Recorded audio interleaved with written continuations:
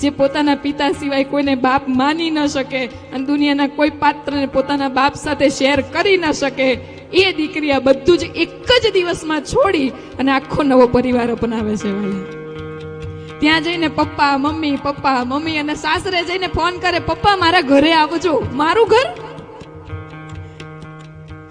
18 વર્ષ જે ઘરમાં રહ્યા ને 2 દિવસ એ ઘર છોડીને ત્યાં જતા રહે, એનું મારું ઘર માની લીધું વાલા 2 જ દિવસમાં.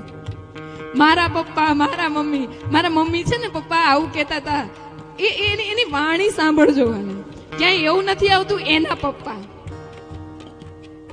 ક્યાંય નથી આવતું એના પપ્પા. જયારે ભાઈઓ સંબોધન કરે ને સાસુ સસરાને ત્યારે એમ કે અમારે એના પપ્પા છે ને, એવું સંબોધન કરે. પણ દીકરી હંમેશા 2 પક્ષે મા બાપને સરખા રાખે છે વાલા. આ દીકરીઓ માટે તાળીઓનો ગડગડાટ હોય.